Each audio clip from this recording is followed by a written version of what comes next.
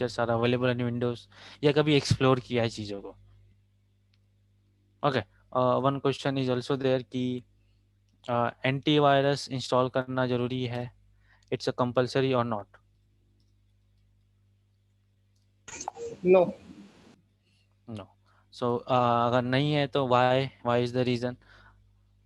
इसका भी अगर मैं इसको और थोड़ा सा ब्रॉड लूँ, सो फॉर आईटी का है, अगर कोई कंप्यूटर, अगर कोई आईटी जो टेक्निकल फील्ड से, उन्हें पता है कि एंटीवायरस किस तरह से काम कर रहा है, करेक्ट?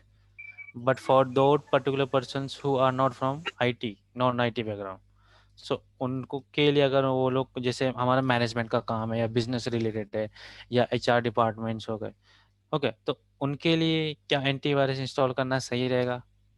क्या Yes, नहीं? sir.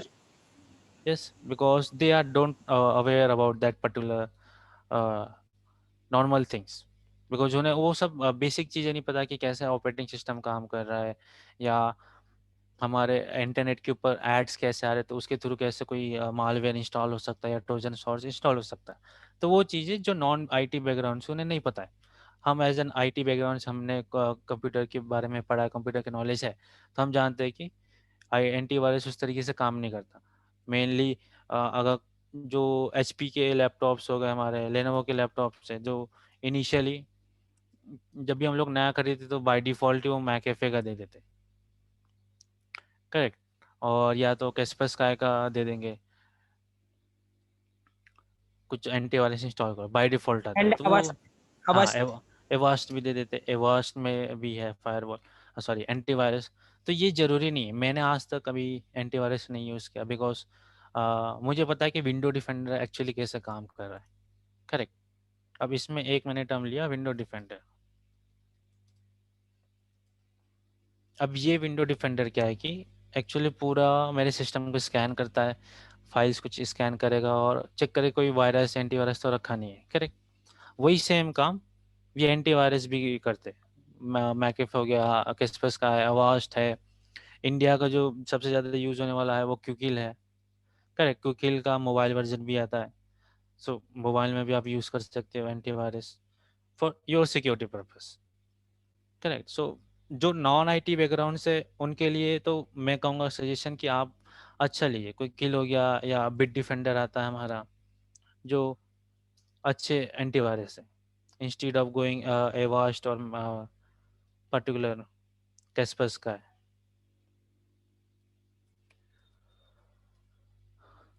ओके, हाँ Abhishek, you can ask. Sir, antivirus is also a software. So can we hack antivirus?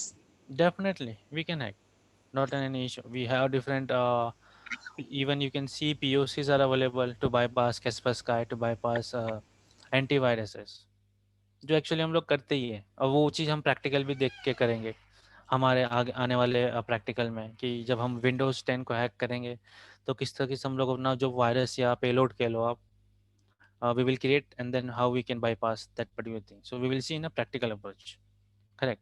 Then it is So more dangerous. yeah, it is more dangerous, correct? That is the main thing. So updates, that's why only the antivirus is providing you on a daily basis or almost 1 or 2 base, they will provide the updates, correct? Because the working of antivirus, if I say, it will only check your file pattern and behavior. इसी base पे क्या है कि आपका antivirus काम करता है। Pattern का मतलब क्या हो गया, कि आपकी फ़ाइल किस तरह की है। अब जैसे मान लेते हैं कि डॉट ई फाइल है, या डॉट जेपीजी फाइल है, या कोई डॉट पीडीएफ फाइल आ गई, तो वो पीडीएफ फाइल आई है तो उसका ओपन जब हम लोग कर रहे हैं तो किस तरीके से ओपन हो रहा है, बिकॉज उसमें क्या है कि हमने कोडिंग लिखा हुआ है। बैकएंड में तो क्या जीरो वंस के फॉर्मेट में ही समझता है कंप्यूटर, करेक्ट? बट ये सब क्या रिच डॉक्यूमेंट्स हैं, तो अब ये कैसे ओपन हो के हमें कैसे इन्फॉर्मेशन डिस्प्ले करें। कभी कभी देखते हो कि पीडीएफ फाइल्स हम लोग कुछ खोलते हो करप्ट हो जाती है, या ओपन नहीं होती कभी कभी, करेक्ट? या कोई इमेज फाइल सपोर्ट नहीं करती है, तो वो उसके पीछे क्या कारण है, बिकॉज वो सही से फॉर्मेट हुआ नहीं उसकी जो फॉर्मेट डाटा है, करेक्ट? तो वो हो गया हमारा पैटर्न।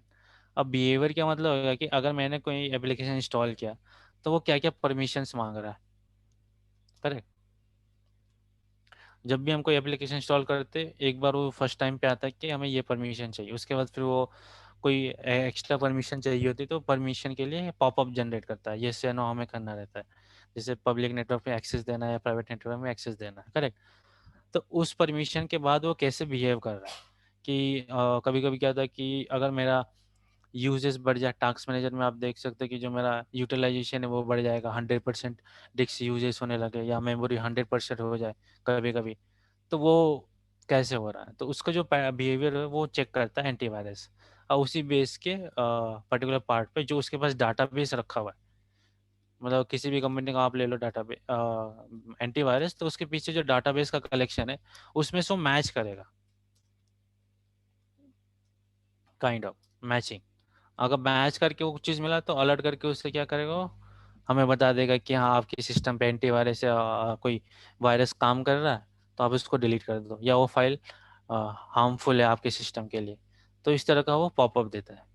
तो इसी तरीके से एंटीवायरस काम करता है। तो अगर आप यूज़ कर रहे हैं एंटीवायरस, तो मेरा सजेशन है कि आप हमेशा उसे अपडेट रखो। करेक्ट। और इसके अलावा विंडो डिफेंडर भी सही से काम करता है ऐसे